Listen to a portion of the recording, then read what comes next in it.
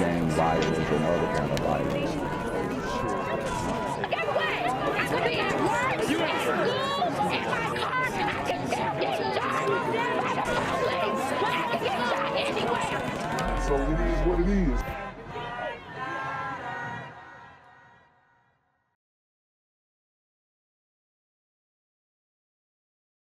What's good, Shadow Realm? It's a Black Gen Z Mindset. Make sure you go ahead and like, comment, share, subscribe, and let's get into the video.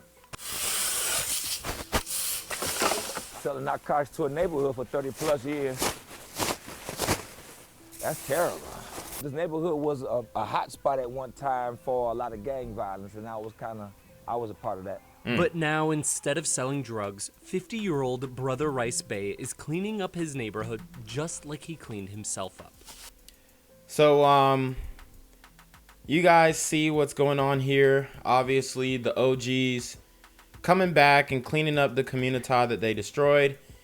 And he said he was a part of the gang violence. He didn't shy away from it. He took accountability. Most likely did his time for crimes that he did and crimes that he didn't get caught for. And, you know, I respect it. But it just seems like it's a revolving door of brothers like this who saw the flaws in their ways in the past, and now they're trying to make amends and right a wrong. And it just seems like, it almost just seems like it's just not enough. This is my third bag. Either I can play a part in it, watch it decay, or we gotta start bringing it back to life. Rice has lived in Milwaukee's Amani neighborhood his entire life. He changed his life around when he discovered the Moorish Science Temple of America, which... He's a Moor. Lord have mercy. He's a sovereign citizen, right? But, you know, shout out to bro.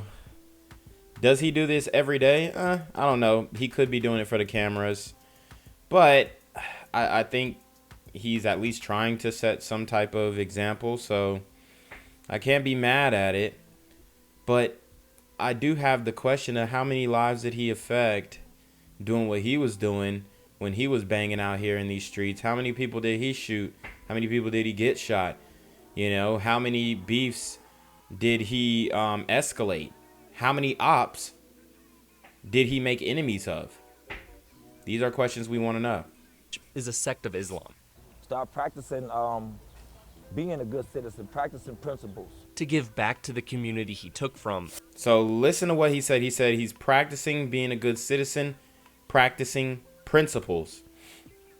And this just goes to show you there is no type of moral or ethical foundation in the community, because he had to learn ethics. He had to learn morality in prison, pretty much. And that's where a lot of guys are learning the difference between right and wrong, even though they do know the difference between right and wrong. But it just seems like it's not really clicking for them until they do, a decade in prison. He cleans his neighborhood and does free home repairs. If they need some little small help around the house, call me. I'm here, because I know a lot of that is missing. But he can't do it alone. You just maybe help me do it fast, and I appreciate that. His friend Ricky Thomas joined in the cleaning today. Nobody else is gonna do it, so you take it upon yourself to take charge and, hey, let's clean our neighborhood. While some might... And you seen what bro's hat said, Slums University. I mean, if you guys see, this is what we do in the community too often. We brand things that aren't good things, and then we brand it and make it a brand and make it seem cool, kind of like what we did with the N-word.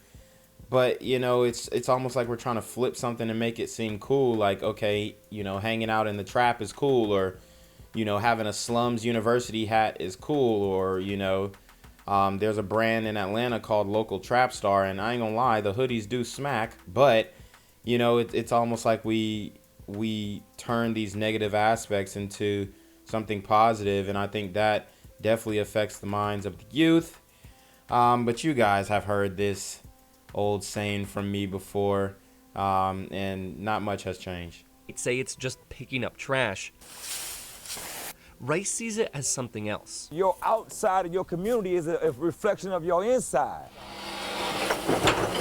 Which is why Rice hopes that each street he cleans helps change the heart of someone in his neighborhood, just like his heart changed. And let me ask you guys this: do you think it's too late? Do you think it's too late for the OGs to start singing a different tune after they have shot multiple people, maybe got some people killed, robbed multiple people, affected people's lives in such a negative way? Do you think that it's enough for brothers in the community who actually last past the age of 21? Do you think it's enough for them to come back at 50, 56 years old, clean up the community, and you know, be able to right their wrongs? I mean, I'm not saying from a spiritual aspect. I'm just saying from a physical, logical, what you did in the past, does it actually, or what you're doing now, does it actually make up for what you did in the past? And, you know, I'm sad to say, but it probably doesn't, because the emotions, the range of emotions, especially if he contributed to deleting or taking somebody's life, that's something you can never get back. That's something you could never make up for. And I think a lot of young black men are just so ready and itching to catch a body in these days. I mean, y'all can say it's not true if you want to, but I mean, I'm actually in the age range where not only do I remember these things from high school, but you know, guys my age are still on that. And it may not take or it may take a decade in prison, and then by the time they get out around 50, 56 for them to even say, man, I got to get my stuff together. So who knows? That's what I'm talking about. In Milwaukee, James Groh, TMJ4 News. The search for a stolen car ends with shots fired at a gas station. Police say 3 people have been arrested. Yeah, Fox News' Angelica Sanchez is live with this exclusive video of the shooting. Angie? Well, and unknown to the shooter, police were in the area. They heard the shots fired and they were able to quickly make an arrest. Friday, April 21st, a Lincoln arrives at the Citgo gas station near 95th and Brown Deer. It's stolen.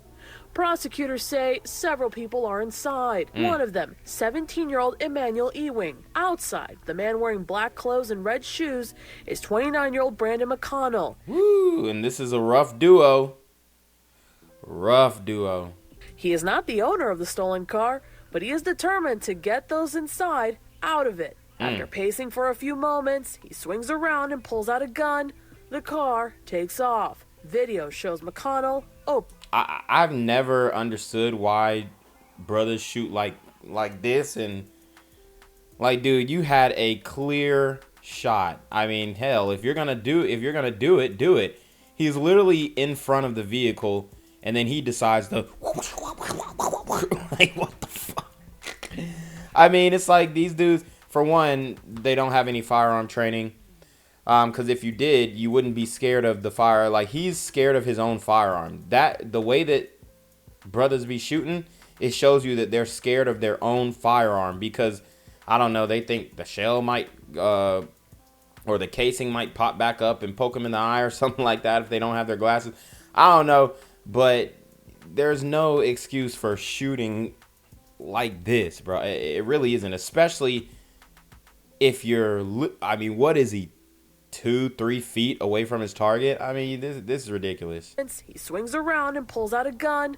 The car takes off. What the hell? Video shows McConnell opening fire. Yeah, and when you're shooting, you also don't have to like do a, like, it's almost like he's doing a basketball move when he's shooting. Like, you don't have to step like that. I mean, you get your shoulders behind you, you point with 2 hands, and if he really wanted to do something, if he really wanted to take him out, that's how he was going to do it. Fire.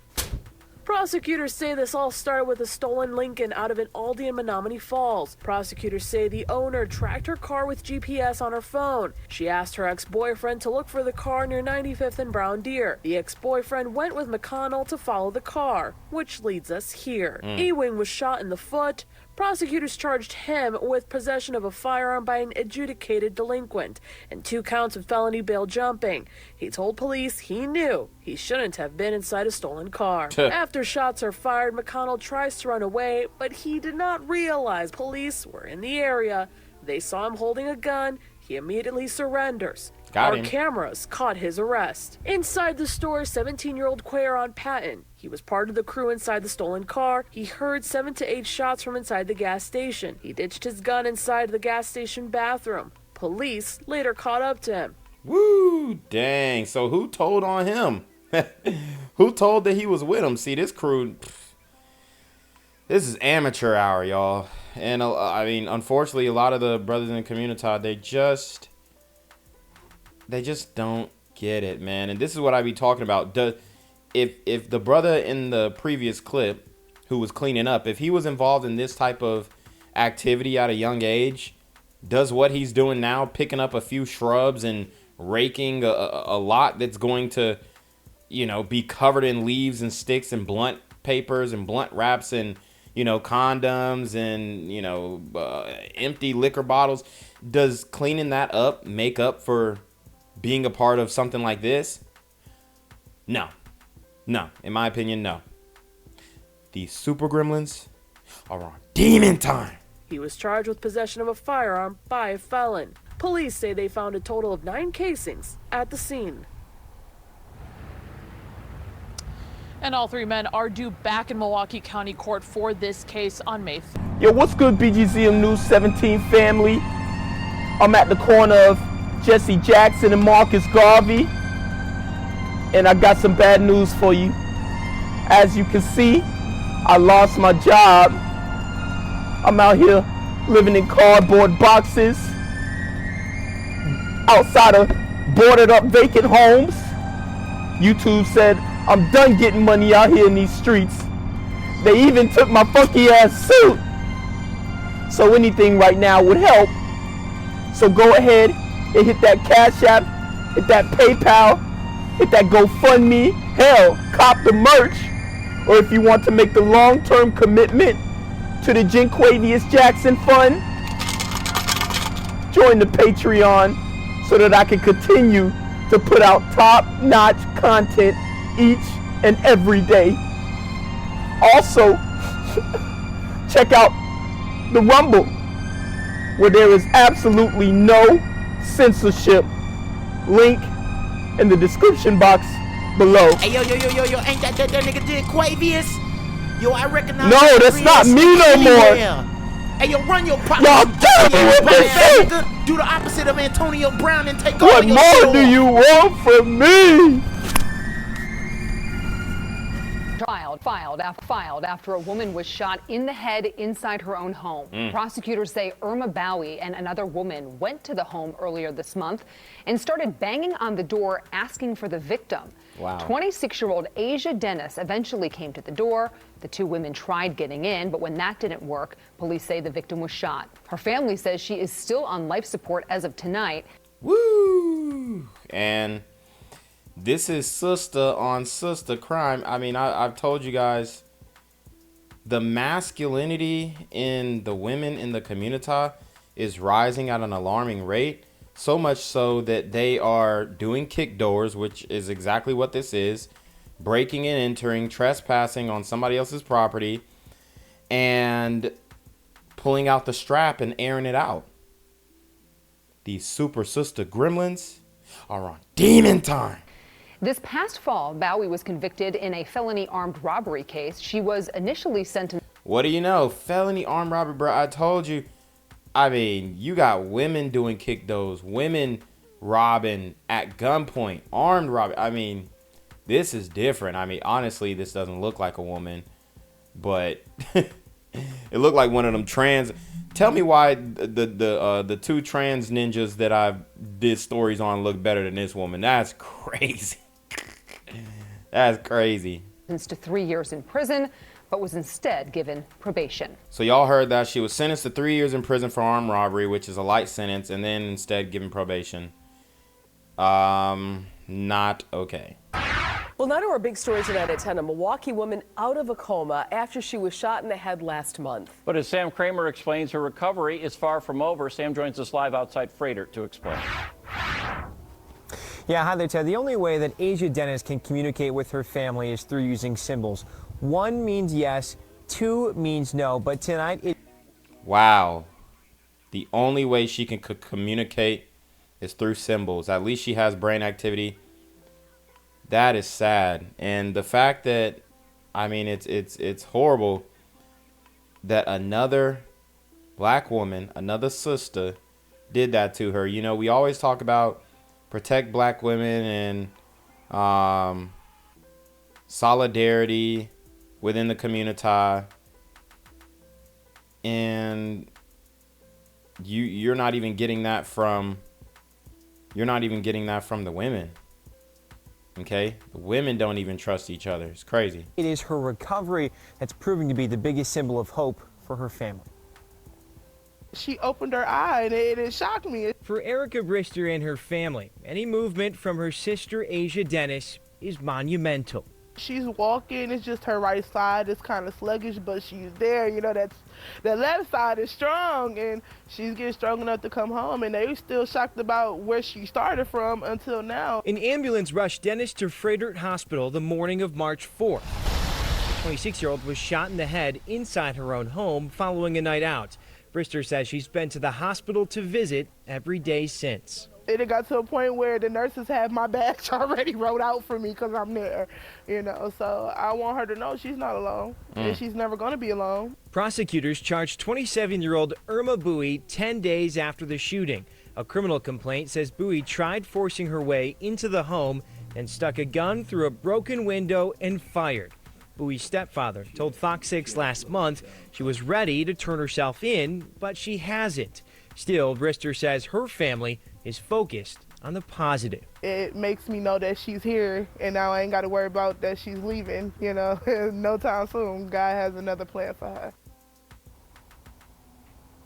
So it's Asiah who's here at Freighter receiving the treatment, but Brister tells me really any time they come to visit her, which is every day, it's like medicine for the entire family. Meanwhile, Milwaukee police are still looking for Bowie, who is charged with first-degree attempted homicide. If you have any information on where she may be, you're asked to contact police right away. We're live tonight outside Freighter Hospital in Wauwatosa. Sam Kramer, Fox 6 News. I would have to think that arrest would help the family as well. All right, Sam, thank you. Now to our big story at 9. She was shot in the head right inside of her own home, and tonight her family is begging for help in catching whoever pulled the trigger. Our Sam Kramer live in Wauwatosa, where the victim is still hospitalized. Sam? Yeah, hi there, Mary. The family of 26-year-old Asiah Dennis says she is a loving person and was just so full of life. But now doctors, nurses, and machines here at Freighter Hospital are quite literally keeping her alive, as now her family just wants justice. She's fighting so hard. She's fighting so hard. And whoever did this is still walking around here living like they just okay. Yeah, I mean, pretty much. And these super gremlins, especially the super sister gremlins, I mean, you think the male super gremlins, you think they have no remorse. These super sister gremlins are on demon time. This is not okay. As her family navigates a nightmare, This is not okay. Erica Brister balances pain and heartache with the unknown. Her younger sister, 26-year-old Asiah Dennis, is still in the hospital after a shooting on March 4th. She says Dennis's brain is only functioning at 1%. She doesn't look like herself. The swelling on her head is so tremendous that her heart can give out. Her left side is shattered. There's no repairing that. Woo! The whole left side is shattered. Guys, wait for somebody in the comments to make an excuse for this sister. Either on my Instagram or on my YouTube. Somehow they're going to blame it on white supremacy. Can't make this stuff up.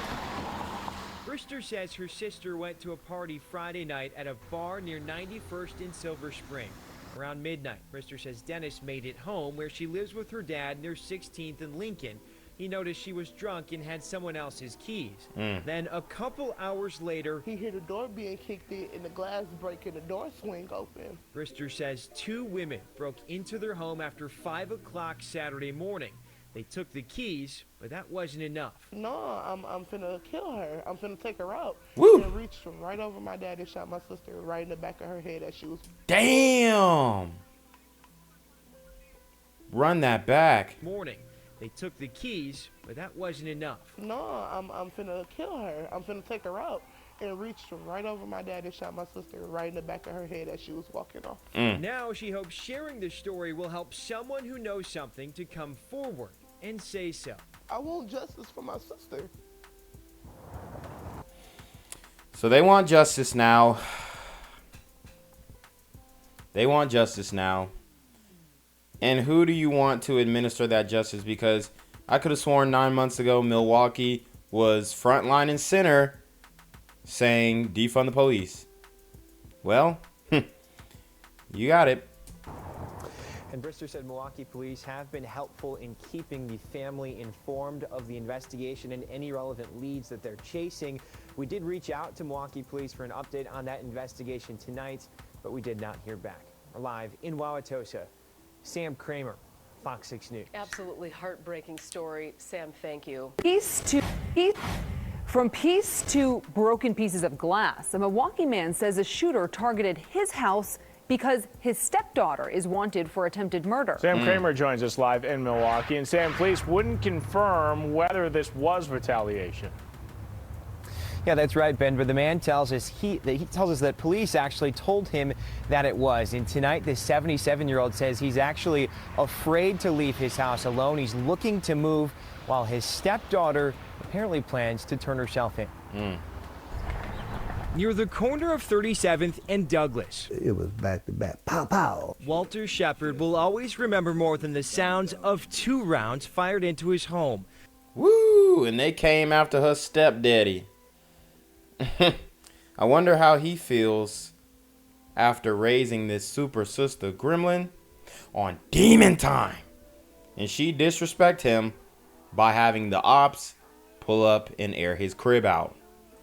The holes in his wall, window, and recliner are constant reminders of what could have been much worse. The flower, the base and everything just flew off the table. And I grabbed the kids and we rolled around on the floor. Shepard says he crawled to a bedroom and called 911. And after police... The kids were there too. Lord have mercy. This was a retaliation shooting. It was all sparked by the super sister gremlin of the hour. But, you know, some people are going to say, oh, it was justified. I mean... An eye for an eye makes the whole world blind. You know,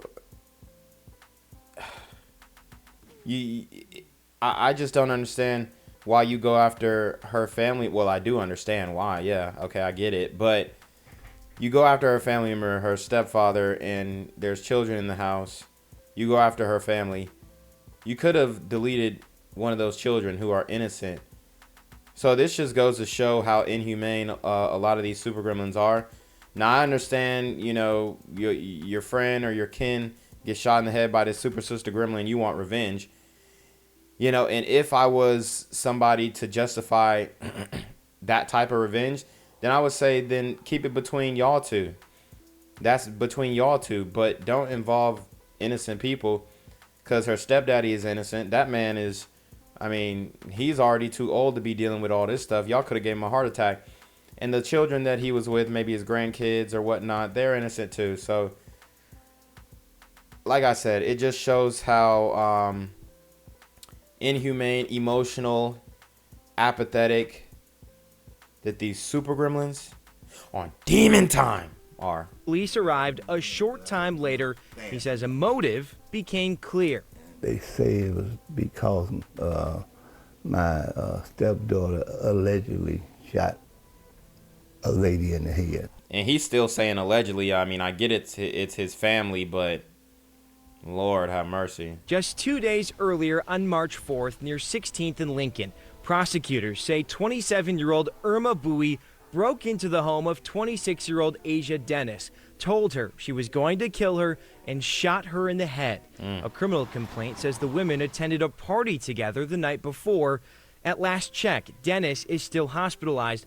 Prosecutors charged Bowie on March 14th, but she's not yet in custody. Did police tell you that they thought it was retaliation? Yes, and they asked us not to retaliate back. Shepard says Bowie plans to turn herself in and that she doesn't recall what happened. She doesn't recall what happened. I ain't gonna lie, she looked just like her stepdaddy, and they ain't even blood. That's crazy.